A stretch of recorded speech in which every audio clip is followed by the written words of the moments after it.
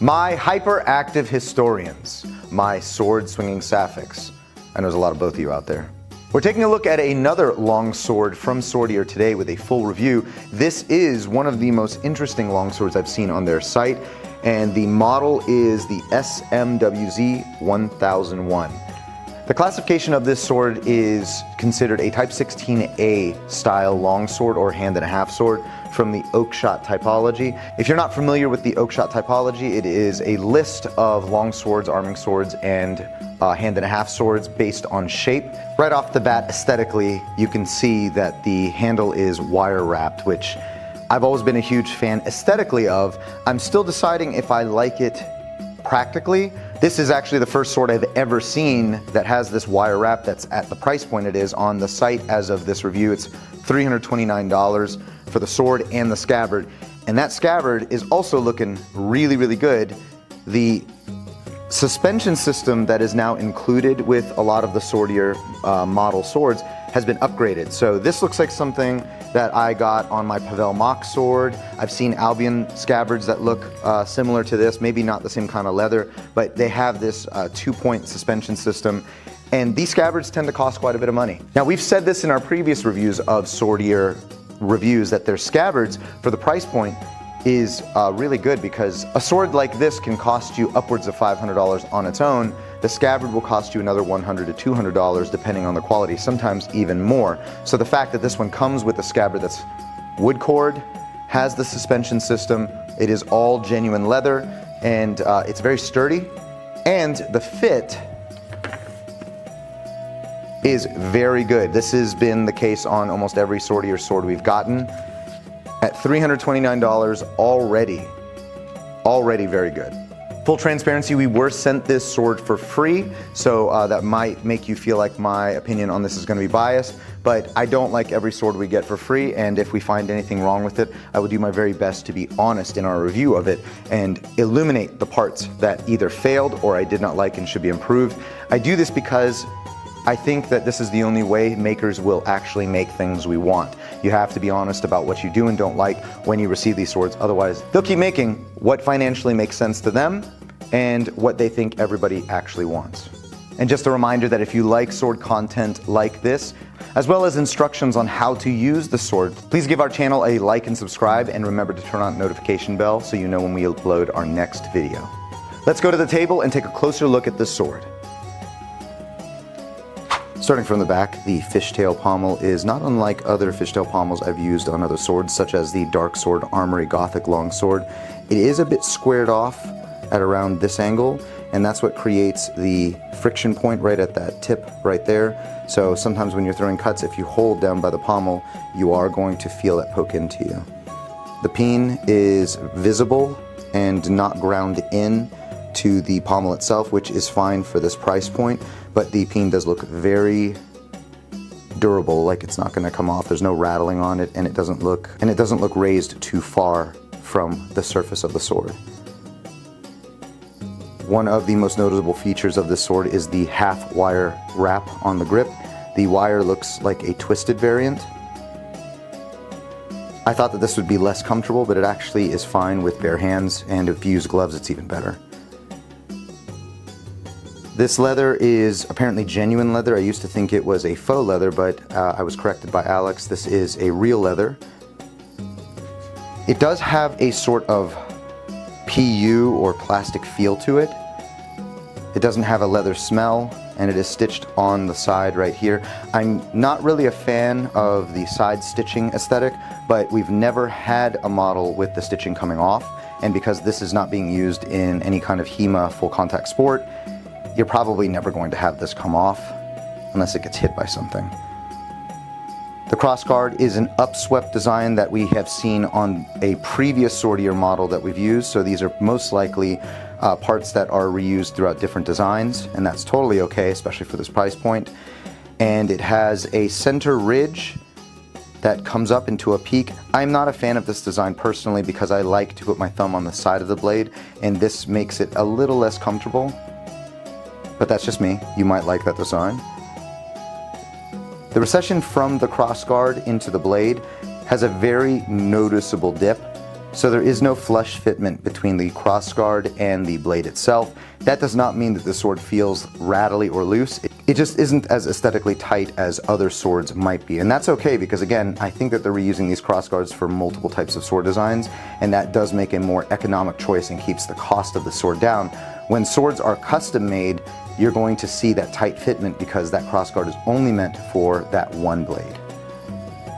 The Type 16A blade is very attractive. It has a deep central fuller that goes down to about 3/4 of the length of the blade and terminates into a central ridgeline. So let's get to that right there. The tip of the blade looks well formed and is not lopsided at all. The central line that divides the two sides of the blade is also right in the center. I'm not seeing any deviation where it lops over to one side at all. So it's a well-made, well-ground blade.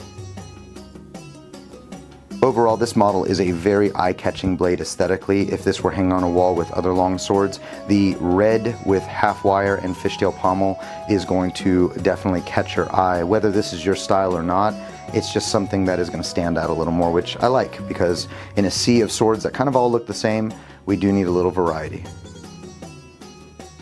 Without the scabbard, this sword weighs in at 3.22 pounds. That is well within the historical weight of long swords and hand-and-a-half swords.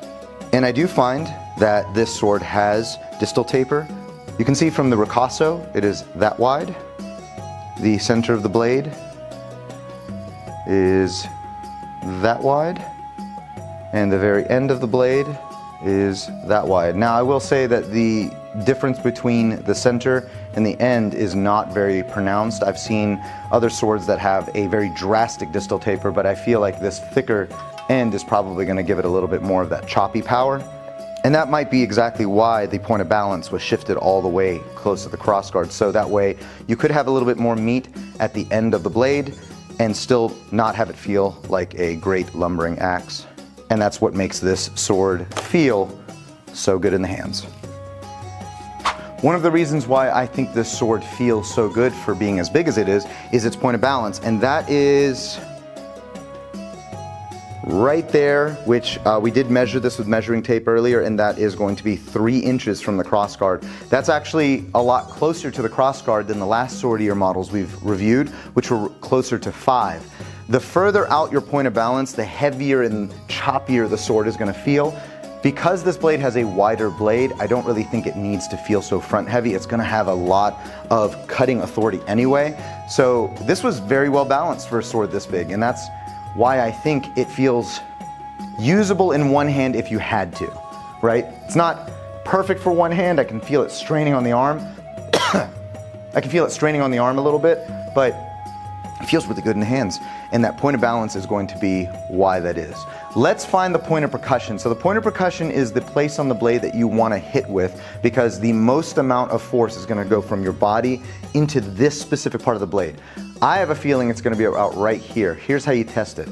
You take the pommel and you slap it, and you'll see that the blade wobbles. There's an axis in which it doesn't wobble at all, and that is going to be your point of percussion. So let's try that again and see if I was right.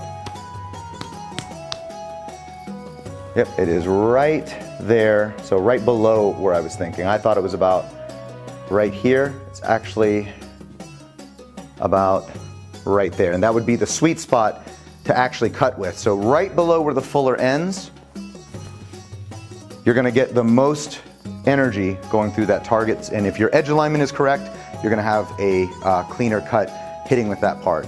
Otherwise, you're going to get a lot of flex here, and you may not get enough force, levering force at the end over here. Either way though, this sword is sharp from the ricasso all the way to the tip, which I think is awesome. It's great. I can usually feel if the sword is a little heavy, or I would say if it's tip heavy, that stopping a sword with one hand is going to be difficult. You'll feel a little bit of a drag, but I'm able to stop the sword relatively well. I would not say that this is a comfortable one-handed sword. It's not something that would actually use one-handed. It feels a lot more comfortable once you put that second hand right there on the fishtail pommel, and I'll get to why I like fishtail pommels in a second, but you can feel a lot more power, and you can tell that this sword was meant to be wielded with 2 hands, and it does so pretty well. I can move around pretty fast with it.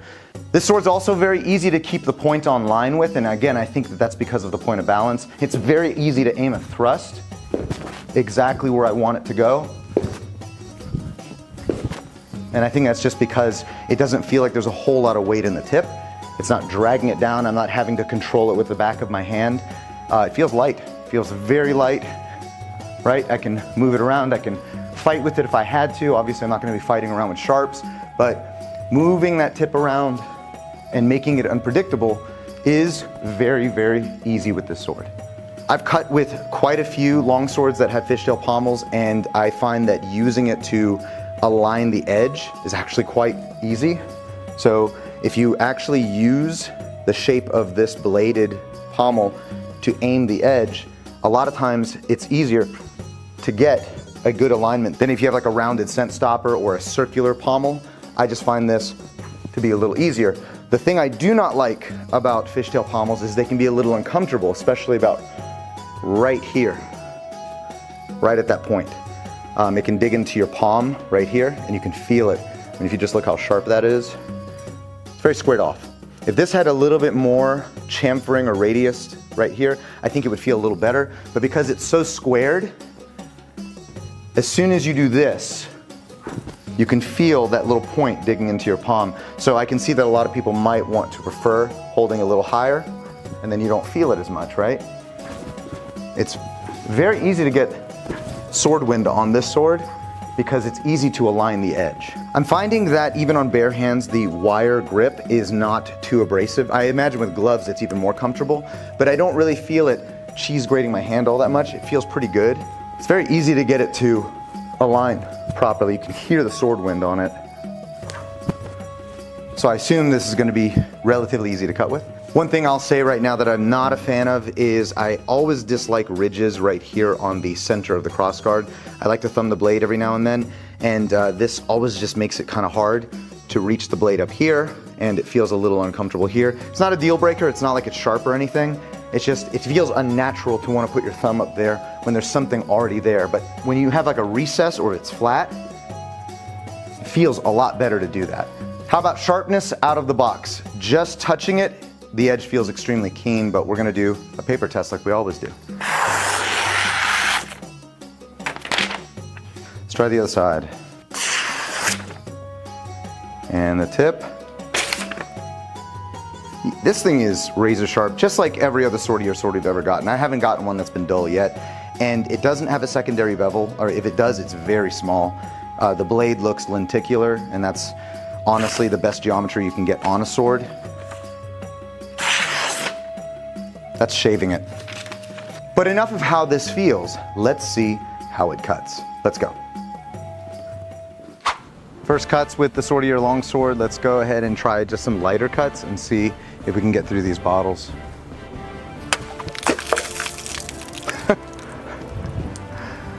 Yeah, it's a clean cut. How about the other side? This one's a little rougher. Might have been my edge alignment. Let's try another one. What about this big one? I never get those.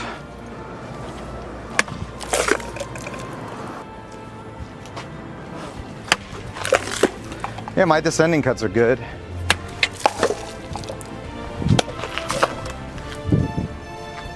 Yeah, this does cut really well if you do your part. Doing a Zwerk is a little difficult just because you got this little shelf right here. It still feels kind of uncomfortable. It's also just not a cut I'm super good with yet, so I'm practicing with it. Hitting with it, you're going to definitely do some damage, but getting a clean cut with a Zwerk, there isn't a whole lot of follow through because it ends about right there, as opposed to doing a full Oberhau, like descending cut. It goes all the way through the target. But this cuts very well. It's not heavy. It's very easy to stop right when you want it to, so this feels really good. Let's try some bamboo. All right, guys, we're ready.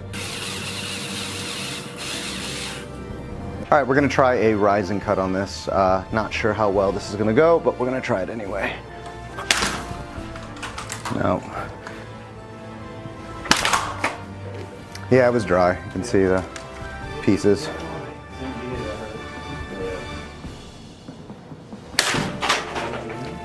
I went through a little easier, but yeah. All right, David, you're up. It's clean. Yeah, it's a little dry, but it went through. Try another descending cut. 3 or 4 10-pound pork butts with bones in them. Oh, that hit the metal. It didn't do any damage though.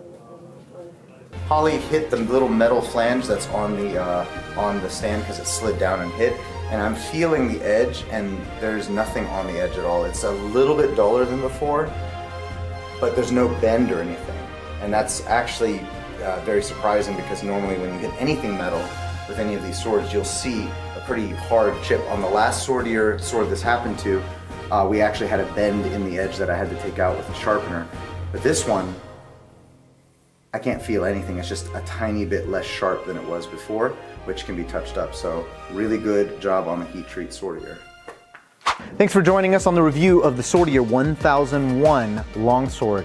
I really think that this marked an improvement in Swordier's manufacturing and aesthetics. This is the very first sword that I've ever seen them do that has a bi-wrapped grip, and I've only ever seen that on more expensive swords such as those from Albion. At $329, I do believe that this longsword is a good deal, especially with how ornate it looks. There are some things that I'm not a big fan of, such as the crossguard having this very open slot right here, and I really feel that's because these are used on multiple swords. I feel like that makes the sword aesthetic look a little cheaper, but for the price point, I'm not going to complain too much. The fishtail pommel looks really cool. It isn't my favorite type of pommel because it ends up digging into the hands a little bit, but it does make the sword stand out. It makes it so it doesn't look like every other longsword out there. If you grip a little higher on the grip, you don't feel it as much, but the moment you try to hold it right down here, this part right here digs in. So just be aware of that these corners are a little sharp. If they were rounded off just a bit more, I think that more people would probably like this style of pommel. The sword feels great in the hands, and from the testing we've done with it, it is still extremely sharp. It's been through bamboo, it's been through bottles, and I don't feel any dings or bends, and the sword is still very straight.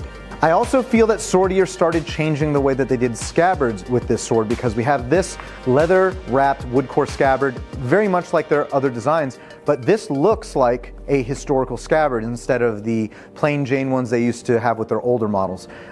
This looks like something you could wear and it would be believable. It still looks a little shiny for my taste. The straps, even though they are leather, they look kind of like plastic with the amount of sheen that's on it. So a more matte finish, I think, would probably go pretty far with this. But overall, it's a well-made scabbard, and it does hold the blade very securely. This is not as tight of a fit as some of the newer models we've gotten from Swordier. So again, that kind of goes back to the fact that they constantly improve their products week by week by week. They listen to what people have to say and they change it. This is a huge improvement from the previous models, and I can't wait to see what they're going to send us next.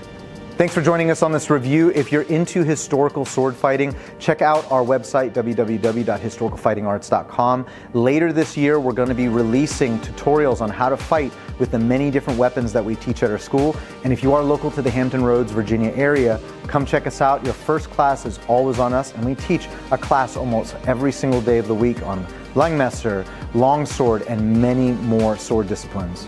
We also have our own online store that sells t-shirts and coffee, so definitely check that out as well. All right, guys, that's all I got. Bye.